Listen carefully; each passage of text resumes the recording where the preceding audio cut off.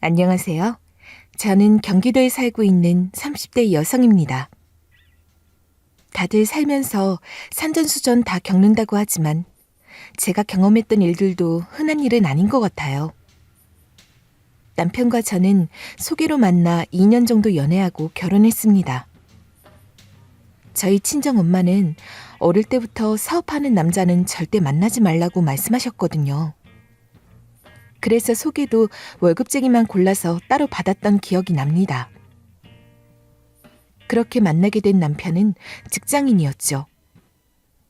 그런데 정말 사람 팔자라는 게 피한다고 피해지는 게 아니더라고요. 결혼하고 아이도 낳고 몇 년이 지나니까 남편이 갑자기 그러는 겁니다.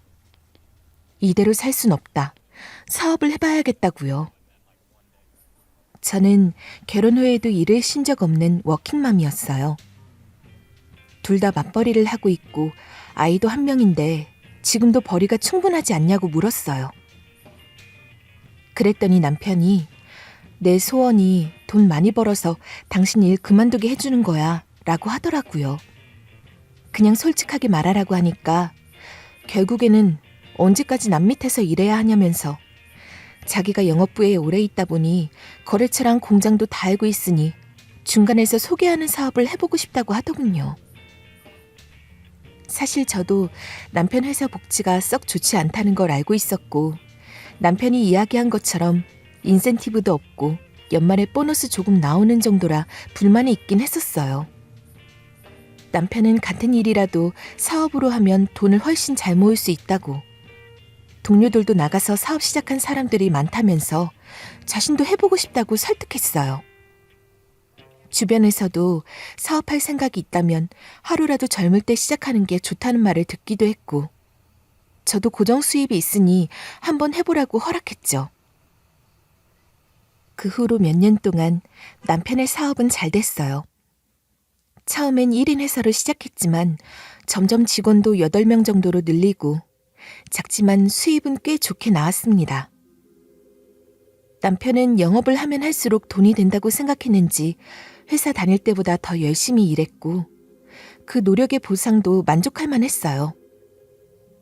그런데 욕심이 과했던 건지 남편이 사업 확장을 해보겠다고 하더라고요. 이번엔 지금까지와는 다른 방식으로 해보겠다고 해서 저는 조금 걱정이 되어서 말렸죠. 괜찮겠어? 지금까지 잘해왔던 방식과는 다른데 리스크가 있지 않을까? 그러자 남편은 당신이 뭘 알아? 내가 설명해줘도 알겠어? 내가 다 할 수 있으니까 하는 거야. 시작도 전에 초치지 마. 라고 하더군요. 그 말을 듣고 저는 알아서 잘하라며 한 발 물러섰습니다. 사실 남편 말대로 저는 남편 업계에 대해 잘 알지 못해요. 남편이 아무리 설명해줘도 그쪽 업계 용어도 모르겠고 무슨 얘긴지도 잘 모르겠더라고요. 그래서 그때도 호언장담하며 큰소리치기에 믿고 맡겼어요. 지금까지도 잘 됐으니 앞으로도 잘하겠지 싶었죠.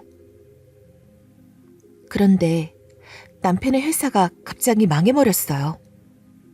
웬만하면 힘들어졌다고 표현하고 싶지만 말 그대로 망했습니다.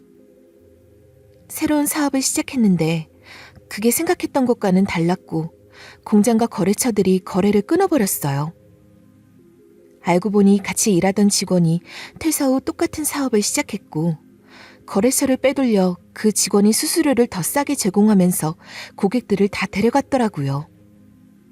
그뿐만 아니라 들어와야 할 자금이 막혀버리니 줄줄이 막히기 시작했고 결국 감당이 안 되어 순식간에 무너져 버렸죠.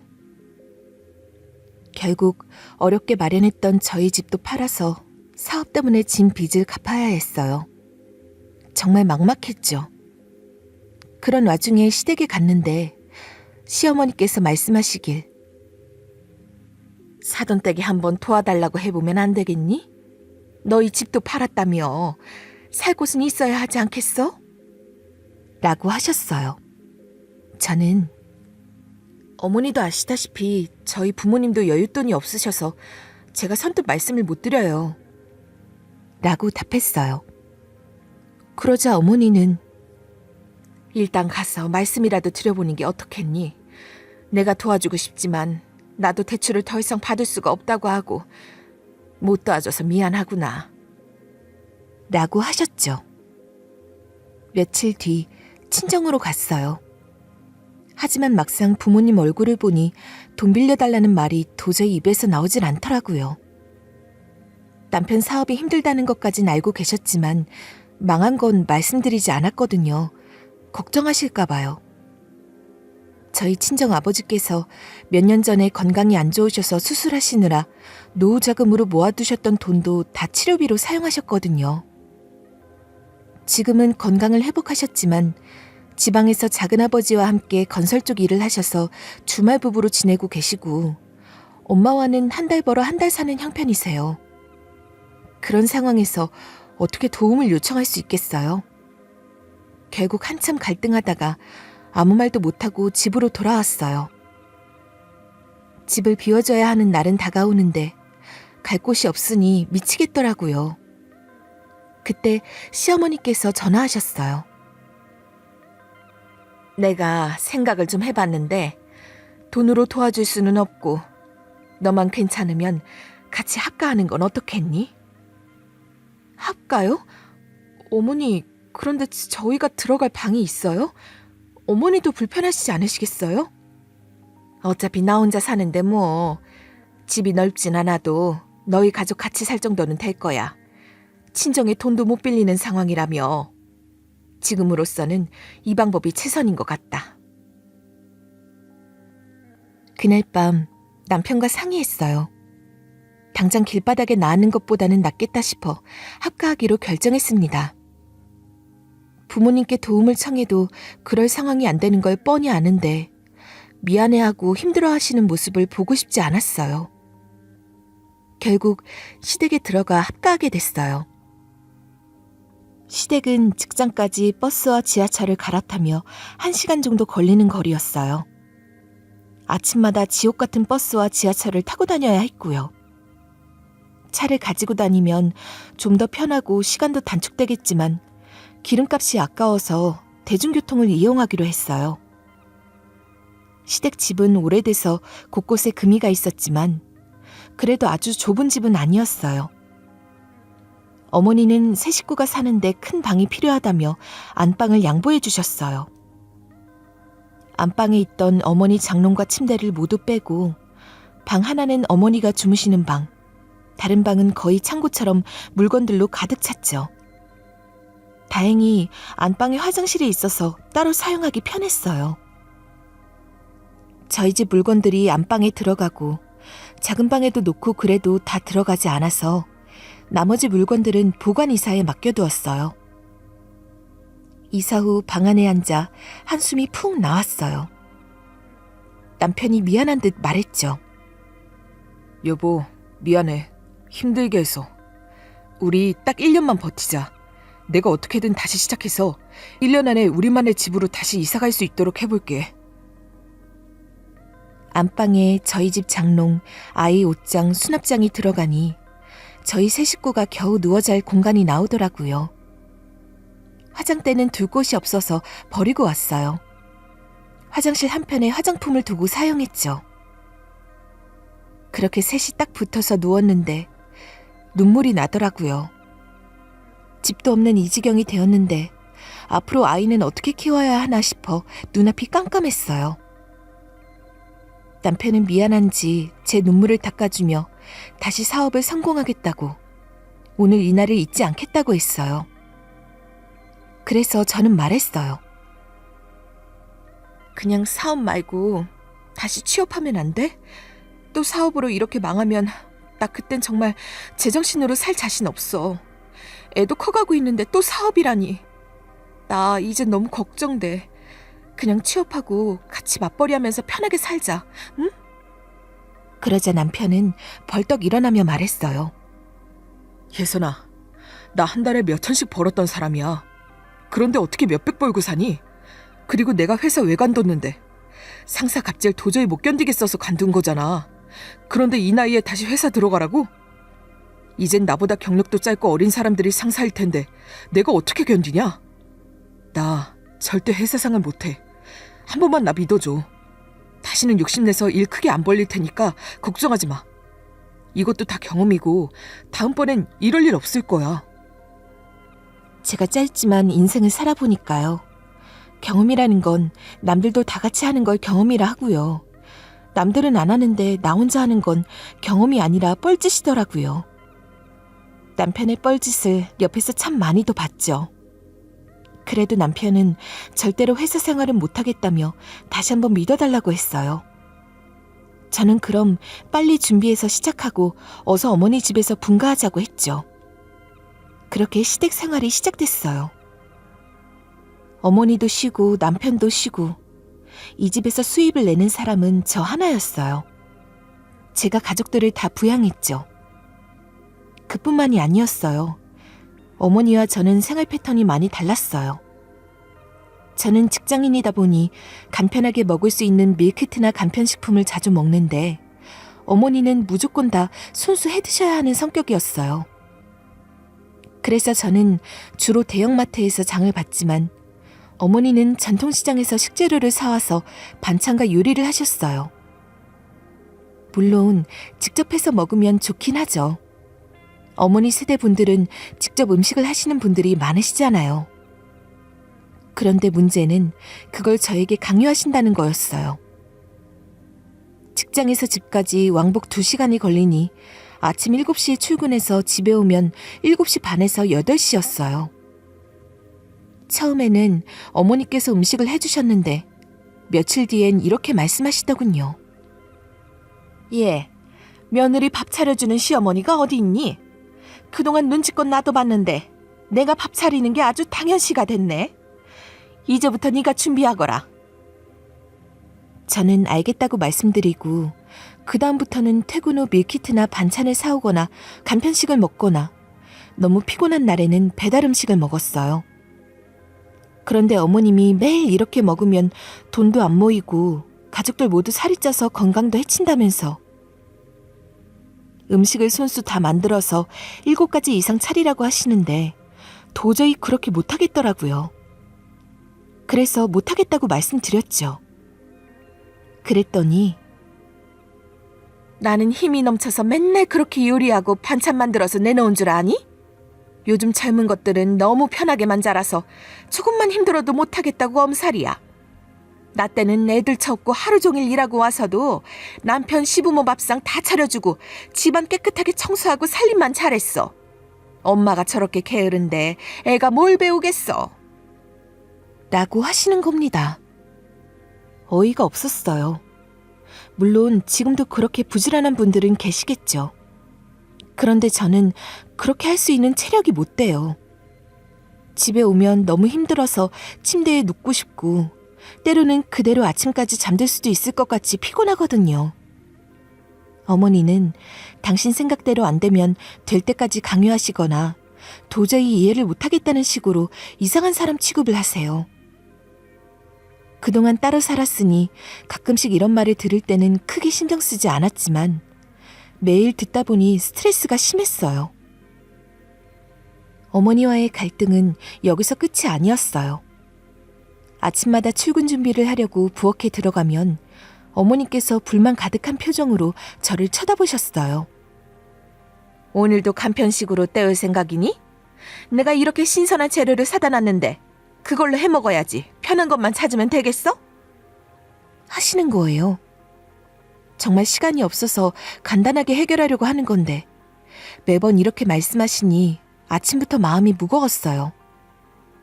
그리고 저는 출근길에 스트레스를 한가득 안고 집을 나서야 했죠. 어머니는 집안일에 대해서도 잔소리가 많으셨어요.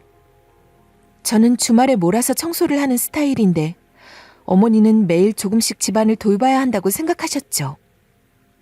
그래서 제가 직장에서 돌아와 피곤해 보이면 오늘도 아무것도 안 하고 그냥 누울 생각이냐?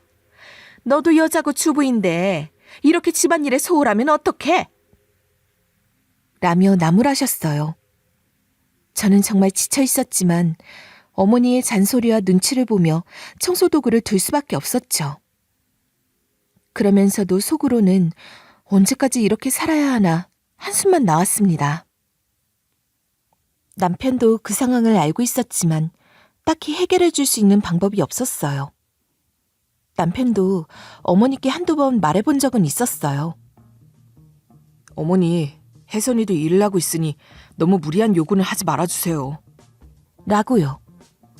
그런데 어머니께서는 너도 며느리가 내 자식이나 마찬가지라며 내가 애정으로 하는 말인데 왜 그걸 무리한 요구라고 하니? 너희들 요즘 젊은 것들은 참 답답해. 라며 오히려 더 화를 내셨어요. 그러니 남편도 더 이상 어머니와 갈등을 빚고 싶지 않아서 결국엔 그냥 넘어갔죠. 저는 그런 날들이 계속될수록 점점 더 지쳐갔어요. 몸도 마음도 힘들었고 도망가고 싶은 마음뿐이었죠. 이 상황에서 벗어날 방법이 있을까 싶어 매일같이 고민했지만 당장 눈앞에 보이는 해답은 없었어요. 어머니와 함께 지내면서 쌓인 스트레스와 피로가 너무 커서 하루하루가 버티기 힘들었죠. 결국엔 제 자신을 돌볼 여력도 없어졌고 그저 하루하루를 견디는 것이 목표가 되어버렸어요. 그렇지만 저도 당당해야죠. 이 집의 가장은 저잖아요. 어머니, 저 아침 일찍 나가고 밤에 들어와서 옷도 못 갈아입고 밥 차려요. 어머니는 제가 불쌍하지도 않으세요? 어머니 아들이 사업 말아먹어서 집도 날리고 여기 들어와 이렇게 살면서 돈은 돈대로 벌고 살림은 살림대로 하는 제가 불쌍하지도 않으시냐고요. 너 지금 돈 번다고 유세냐? 꼴랑 그 월급 가지고? 그래봤자 내 집에 얹혀 사는 건 너잖아. 제가 들어온다고 했었나요? 어머님이 들어와 살려고 하셨잖아요. 그리고 저는 희진 아빠 사업하는 거 반대했었어요. 그래도 믿어주고 사업 허락했는데 남편 믿은 죄가 이건가요? 너 그렇게 다 사다 먹이고 그러니까 애도 살찌고 현석이도 살찌는 거야. 현석이 나랑 살 땐 날씬했다.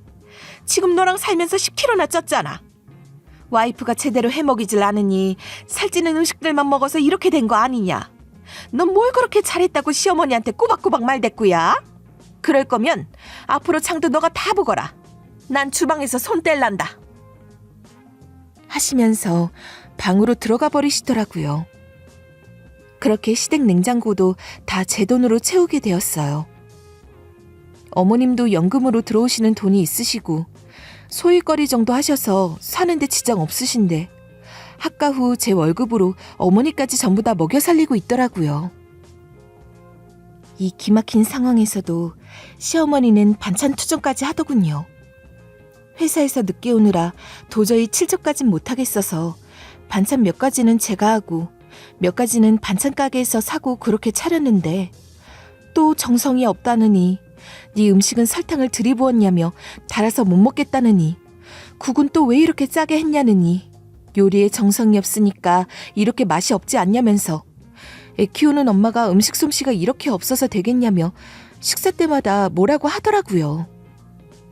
정말 참고 참다가 어느 날 남편에게 말했어요. 우리 분가하자. 어딜 가든 여기 방보다 넓을 거 아니야. 언제까지 우리 물건 보관이사에 맡겨둘 거야?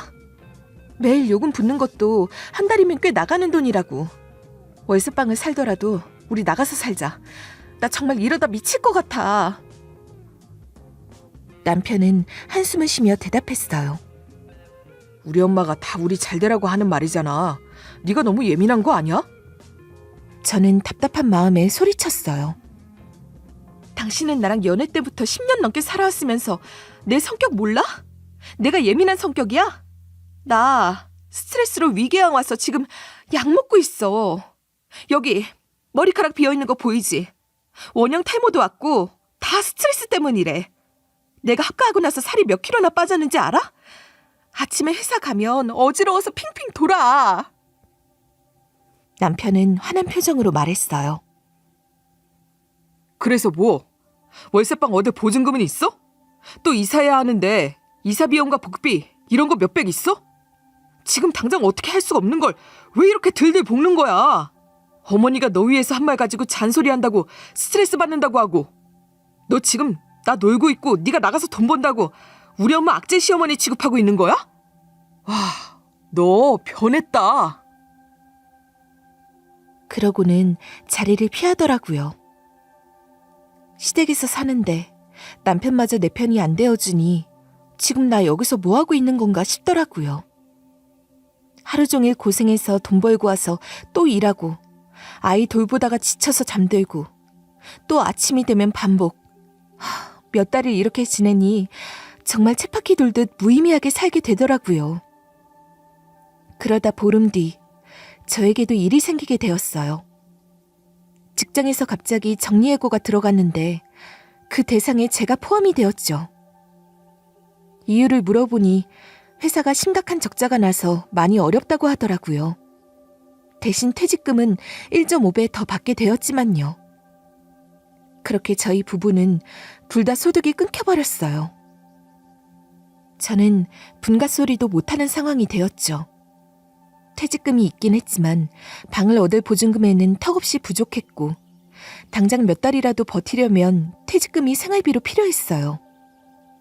남편은 당신 그동안 많이 힘들었는데 이참에 좀 쉬어. 돈 걱정 말고. 당분간 당신 퇴직금으로 버텨도 되고 천천히 알아보면 되지. 그리고 나도 준비하고 있으니까 조금만 기다려. 집에만 있기 답답하면 나와 일 좀 같이 해볼래? 저는 남편이 새로운 사업을 준비하는 중이어서 저에게 소개해줄 겸 말하는 건 줄 알았어요. 다음날 어디로 데려가는데 어째 가는 길이 익숙하더라고요. 지금 어디로 가는 거야? 여기 아가씨 동네 쪽 아니야? 이쪽에서 무슨 사업을 하려는 건데? 남편은 씩 웃으면서 따라와 보면 안다고 하더라고요. 저는 궁금했지만 참고 따라갔죠. 그리고 어느 식당 앞에 차를 세우는데 내리자마자 차문도 안 닫고 그대로 굳어버렸어요. 식당 앞에서 앞치마를 두른 시누이가 활짝 웃으면서 언니 하면서 반기며 뛰어오더라고요. 이게 무슨 상황인가 싶은 게 정말 대혼돈이 오는데 남편이 제 어깨에 손을 착 걸치면서 현주 식당 하는 거 알고 있지? 요즘 잘 안 된다고 직원도 내보냈는데 매자랑 둘이 하려니 또 힘든가 봐. 당신이 일 좀 거들어줘. 실실 쳐웃으면서 말하는데 정말 어이가 없더라고요. 제 어깨에 손 올린 남편 손을 탁 치며 내가? 왜? 지금 나 여기서 일 시키려고 데려온 거야? 일당은 주는 거야? 남편은 답답하다는 듯 말했어요. 동생한테 어떻게 돈을 달라고 그러냐? 너 그렇게 돈돈거리는 거 아니야. 가족끼리 그냥 도와주는 거지. 너도 집에서 엄마랑 있는 것보단 여기서 일 도와주는 게 낫지 않아? 너 생각해서 데리고 왔는데 너무 정색한다. 당신 하는 일도 없이 심심한데 반찬 만드는 거 배울 겸 일 좀 도와줘. 시누이도 거들며 말했어요. 언니, 와줘서 고마워요. 마침 배달 가야 하는데 가줄 수 있어요? 배달비가 비싸서 가까운 곳은 직접 가거든요. 그러면서 저에게 음식 포장된 비닐봉지를 쥐어주려고 하길래 탁 뿌리쳤어요. 저는 화가 나서 말했어요. 아니요. 제가 왜 해요? 일당 줄 거 아니면 안 해요. 그리고 강현석 너 정말 해도 해도 너무한다. 지금 우리가 이럴 때야? 사람이 양심 좀 가져봐. 너는 지금 내가 여기서 무일푼으로 고생하길 바라는 거야? 그렇게 네 동생이 안쓰러우면 네가 도와. 남편은 뻔뻔하게도 말했어요. 난 할 일이 있어서 가봐야 돼. 당신이 좀 조금만 도와줘. 시누이는 간절한 눈빛으로 말했어요. 언니, 정말 미안해요. 근데 지금 배달이 많이 밀렸거든요. 이왕 오신 거 좀 도와주시면 안 돼요? 하도 간절하게 부탁하는 시누이를 도저히 뿌리칠 수 없더라고요. 할 수 없이 배달을 도와줬어요. 정말 그 한 집만 배달하고 가려고 했는데 하필이면 그 배달한 집이 현금으로 계산을 해서 돈을 갖다 줘야 하는 상황이 되었어요. 그런데 가보니까 신우이 식당에 단체 손님들이 온 거예요.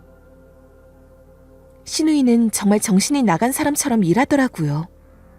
주방에선 신우이 남편이 정신없이 일하고 있고, 몰래 돈만 놓고 가야겠다 하고 발 빼려는 순간 신우이와 제가 눈이 딱 마주쳤어요. 신우이는 제게 소리쳤어요. 언니, 어디 가요? 지금 저희 정신없이 바쁜 거 안 보이세요? 좀 도와주세요. 저기 테이블 정리 좀 빨리 해주세요. 하더니 다시 정신없이 서빙하더라고요. 정말 어이가 없었지만 상황이 너무 심각하게 바빠 보여서 저도 그동안 정이 있던 건지 할 수 없이 일을 돕게 되었어요. 테이블 정리, 서빙, 설거지, 마감 청소까지 다 해줬는데 신우이는 갈 때 언니 고마워요 하고 끝이더라고요.